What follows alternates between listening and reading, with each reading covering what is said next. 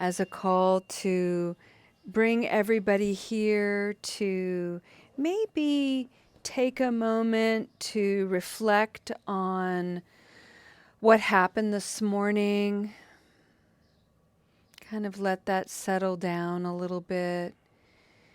Maybe take a moment to allow what is yet to come this afternoon and this evening to come into our awareness and consciousness, and know that that is still waiting for us out there. But the purpose of coming to this practice today is to cultivate a deeper capacity to be right here, right now. Welcome, everyone. This is Recovery Dharma. My name is Julia, and I will be facilitating our practice today. I'd like to set the intention of our practice by choosing a card of metta, loving kindness. This one reads, "May you see love everywhere." May you see love everywhere. I'd like to invite a posture of reception today, and to allow the body to receive the Dharma. I encourage you to put the body in the most restful, receptive posture possible. For many of you, that means lying down. And I think on the journey of recovery, to find opportunities to lie down is a grand idea.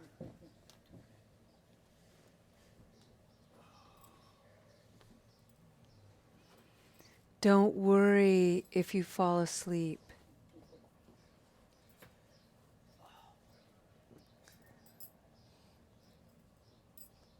We often need so much more rest than we allow ourselves permission to have.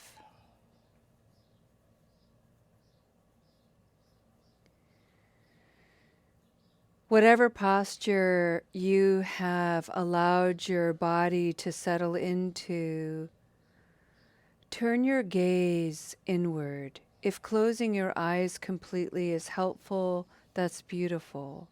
It's not a safe feeling for a lot of community members. So if just turning your gaze down toward the floor, just so you can minimize any visual noise, that might be nice.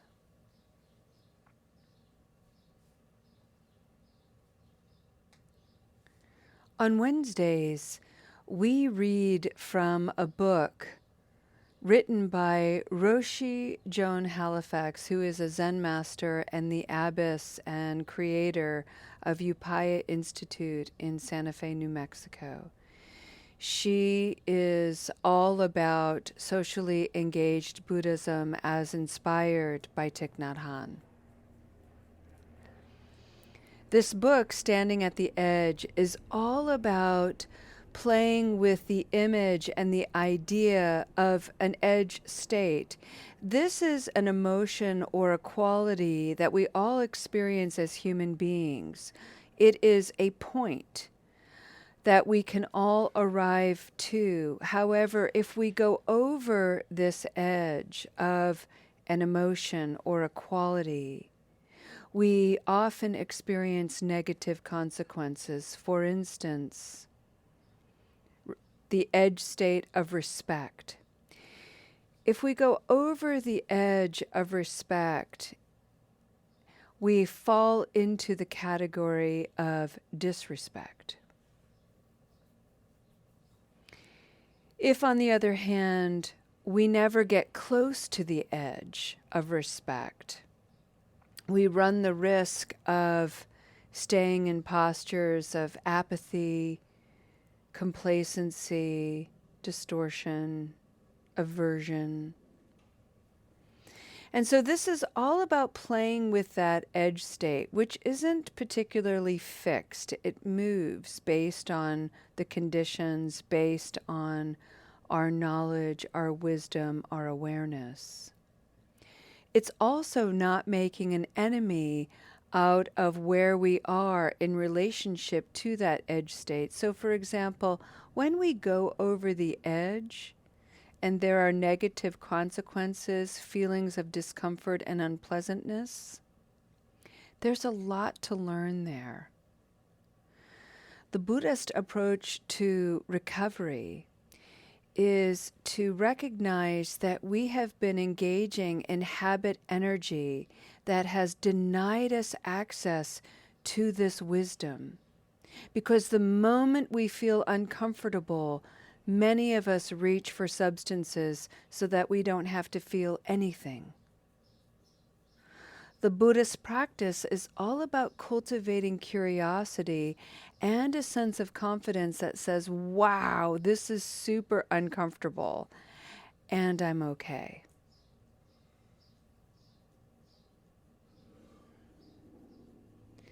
This is uncomfortable, and I'm okay. What can I learn here? Would you look at this? Wow. And in that posture, we bring ourselves back over the edge state, and this is where we anchor in and where we grow and mature. Recently, we have been talking about the edge state called engagement. And Roshi has encouraged us to explore how we engage with ourselves, with one another, with life, wholeheartedly. One of the most beautiful things she shared came at the end of one of the initial chapters, and I just want to preface our conversation today with that. She writes, "Be nothing less than wholehearted, and let the beauty we love be what we do." Specifically, we have been talking about burnout. Burnout as a shadow aspect of engagement. Burnout as an edge, as the consequence of having gone over the edge of engagement. We're too engaged, too involved. We have not taken stock of our activity, of our motivations, and so we've extended ourselves too far. And in that extension, we can become resentful, exhausted, cynical, dismayed, confused, bewildered. Very difficult, unpleasant emotions. So we're learning to sit with that, to be with that, to get curious about how it arises in us, specifically how it arises in us on the journey of recovery, because the novelty of recovery wears off. At first, it can feel really great and really cool, and it is. But 2-3 years down the road, Mara shows up, temptations. Old habit energy thoughts begin to arise. What would be the harm if I ... I wonder what would happen ... We get bored with recovery. We feel like we're missing out. And so how to stay engaged with our motivations, with the wisdom we've gained on this journey, with the clarity that we've gained on this journey, so that we don't have to return to the cyclical nature of habit energy.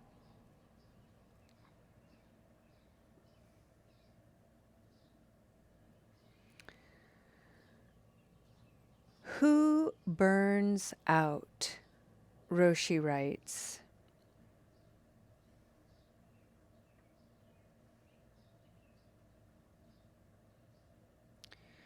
Sufferers of burnout sense three main factors: emotional exhaustion, cynicism, and inefficacy. What that means is we often put in more effort and we become less efficient. These factors are the opposite of what define engagement, energy, involvement, and efficacy. The first factor, emotional exhaustion, tends to claim people in professions with high emotional demands, such as healthcare, social work, activism, and education. It also affects people who have less social support, including single people, as well as those with underlying depression and anxiety. I would add people on the journey of recovery. The second factor, cynicism, tends to claim the more idealistic among us, including younger people who are prone to disillusionment when reality doesn't live up to their expectations. Take a moment, friends, to allow those words to settle in to your own consciousness. The disillusionment when reality doesn't live up to your expectations.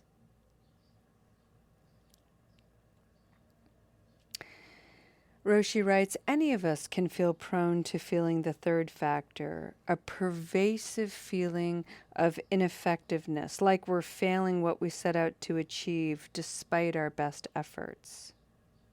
From there, it's a quick downward slide into believing that our work is just plain meaningless, period. And these are the markings of a crisis, especially when our self-esteem and identity are tied up in our work. If our work means nothing, what does our life mean?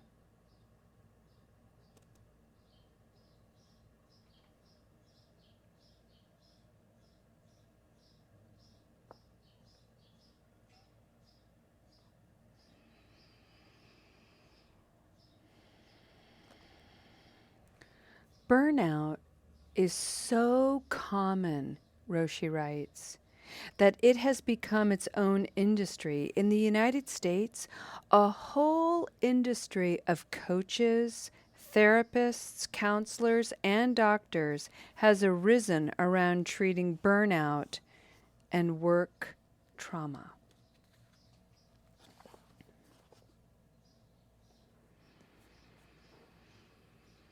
It sounds kind of negative. It sounds a little bit like a daunting bummer. Maybe you're feeling a little uncomfortable. Maybe that, ugh, why this? It's so heavy. It's so dark. Ugh. Then you'll remember the spiritual teaching, right? Ugh. Ooh. Ugh to ooh. Ugh. Burnout. So heavy, so negative. Ooh. What's that all about?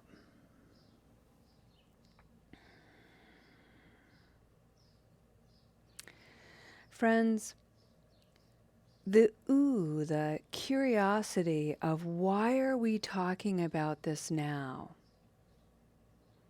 Why are we practicing this now?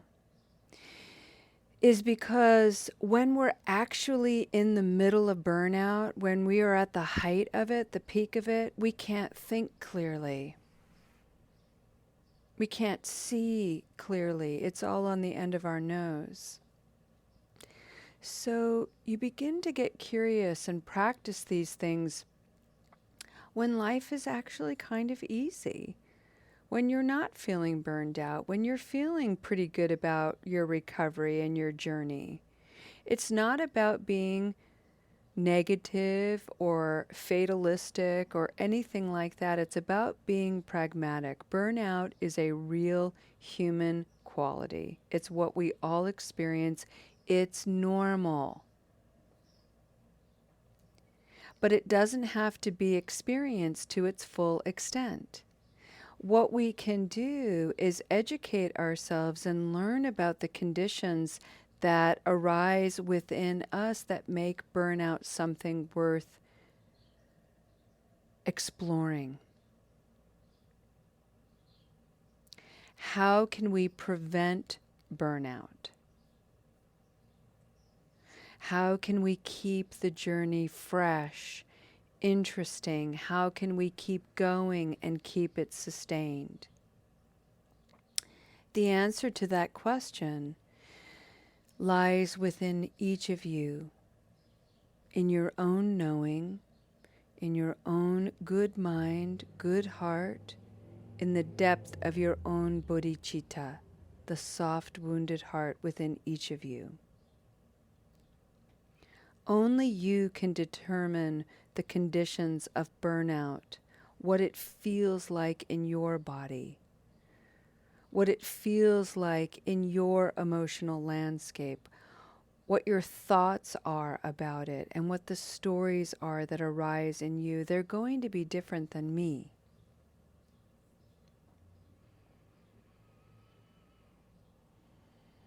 And know that it's simply going to happen. That's part of the journey of recovery. You're going to get bored, you're going to get sick of it, and that's okay. Invite those feelings to be part of your practice.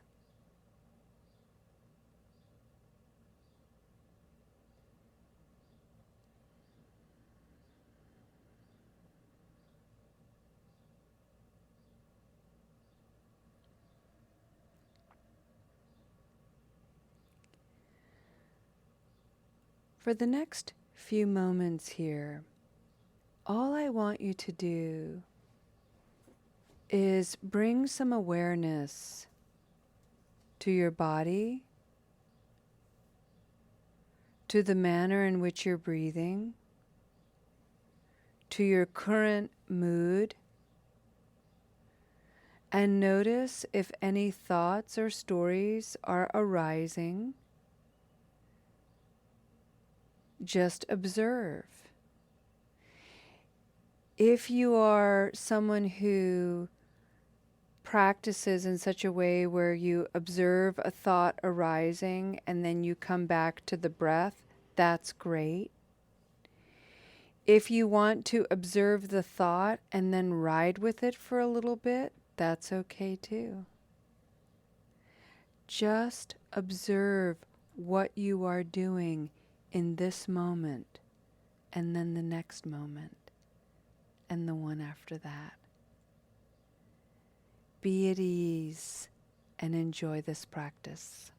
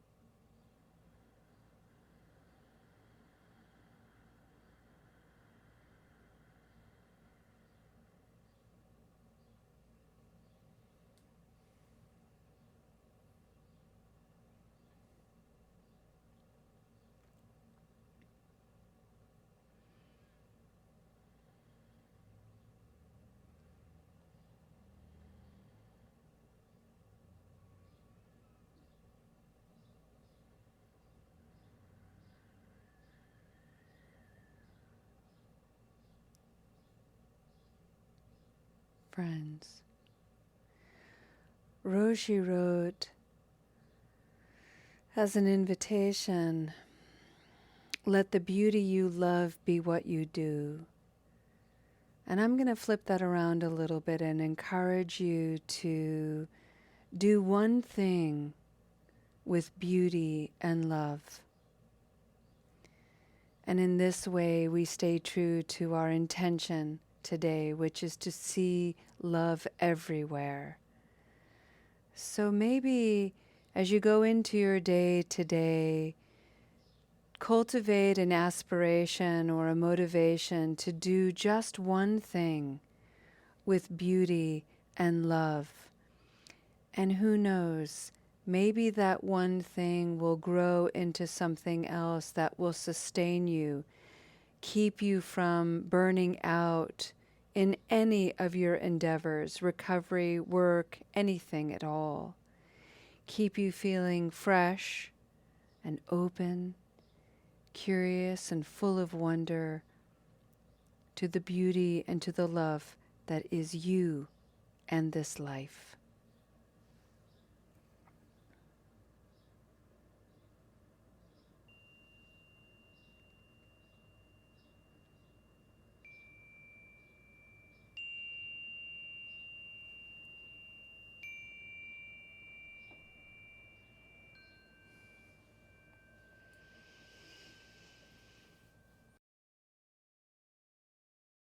Oh, friends, friends, friends. Coming back to this space, coming back to this practice.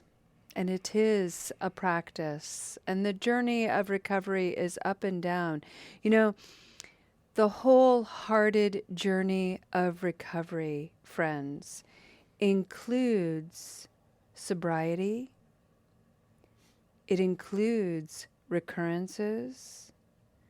It includes freedom from craving. It includes serious cravings. The journey of recovery includes peaceful dreamscapes and using dreams as well. All of this in the safety and centering and security of connection, of practicing our integrity, our motivation, holding ourselves to our intentions, staying open to being surprised. This is what brings us into a wholehearted, real journey of recovery. May we all have the courage to stay the course. May we all find beauty in small places. May we all rest with peace and ease, knowing that we have only ever been and will always be well, well loved. Thank you, friends, for your beautiful practice. We'll see you next time. Namaste.